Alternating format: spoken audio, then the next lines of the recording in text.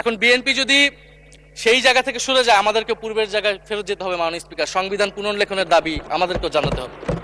মাননীয় স্পিকার, এই অধিবেশনের পুরোটা সময় যদি আমরা সংস্কার, গণভোট, জুলাই সনদ, ৭২-এর সংবিধান নিয়ে অনেক কথা বলেছি, এবং একটা বিষয় আমার কাছে খুবই অদ্ভুত লেগেছে, কিছু কিছু মাননীয় সংসদ সদস্য তারা ৭২-এর সংবিধানকে ৭১-এর সাথে মিলিয়েছে।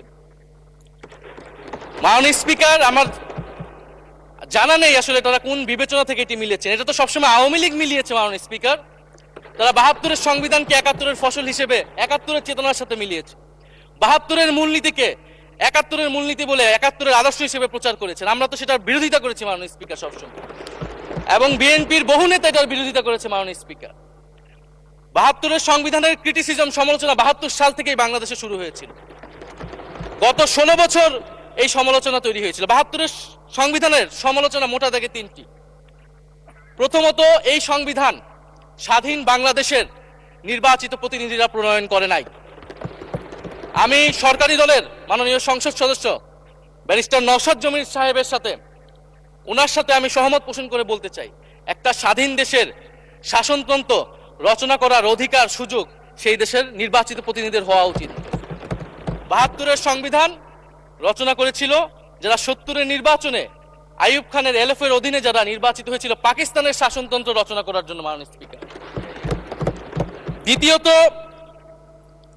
এই ৭২-এর সংবিধান ইনহেরেন্টলি এটা একটা আনডেমোক্রেটিক কনস্টিটিউশন। একজন ব্যক্তির হাতে সকল ক্ষমতা অর্পণ করা হয়েছিল মাননীয় স্পিকার। সেই সময়ের শেখ মুজিবকে সামনে রেখে এই সংবিধান তৈরি করা হয়েছিল। একজন ব্যক্তির হাতে সংসদের ক্ষমতা, নির্বাহী বিভাগের ক্ষমতা, এমনকি বিচার বিভাগের ক্ষমতাও নানা কায়দা করে তার হাতে তুলে দেওয়া হয়েছিল মাননীয় স্পিকার। ফলে স্বৈরতন্ত্রের বীজ কিন্তু সেই ৭২-এর সংবিধান থেকে বাংলাদেশে শুরু হয়েছিল। এবং সবচেয়ে ইম্পর্টেন্ট, এই সংবিধান হচ্ছে মুজিববাদী আদর্শ দ্বারা রচিত হয়েছিল মাননীয় স্পিকার। ৭১-এর আদর্শ কিন্তু চার নীতি ছিল না মাননীয় স্পিকার। ৭১-এর আদর্শ ছিল সাম্য, মানবিক মর্যাদা, সামাজিক ন্যায় বিচার। ৭২-এর সংবিধান এসে বলা হলো জাতীয়তাবাদ, বাঙালি জাতীয়তাবাদ, ধর্মনিরপেক্ষত্ব, গণতন্ত্র এবং সমাজতন্ত্র, এবং এটার বিরুদ্ধে বিদ্রোহ করেছিলেন মেজর জিয়াউর রহমান। মাননীয় স্পিকার, আজকে বিএনপি তার ফান্ডামেন্টাল জায়গা থেকে সরে যাচ্ছে মাননীয় স্পিকার। শুধু জামাত ইসলাম ৭২-এর বিরোধিতা করেছে বলে কি বিএনপি এখন আওয়ামী লীগের পজিশনে চলে গিয়েছে? আমাদের জানা নেই মাননীয় স্পিকার। ৭২-এর সংবিধানের বিরোধিতা করেছেন বদরুদ্দিন উমর, ৭২-এর সংবিধানের বিরোধিতা করেছেন মাওলানা ভাসানী, ৭২-এর সংবিধানের বিরোধিতা করেছেন কমরেড মুজাফফর আহমেদ, ৭২-এর সংবিধানের বিরোধিতা শত শত মুক্তিযোদ্ধারা করেছেন মাননীয় স্পিকার।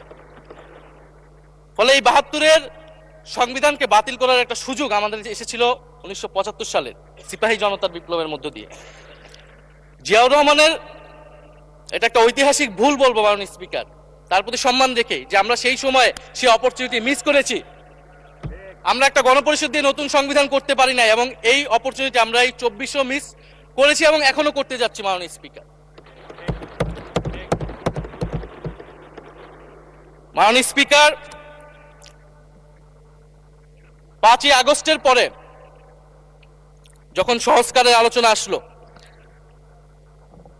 বৈষম্যবিরোধী ছাত্র আন্দোলন তারা তাদের পক্ষ থেকে আমরা বলেছিলাম আমরা নতুন সংবিধান চাই বা সংবিধান পুনর্লিখন চাই।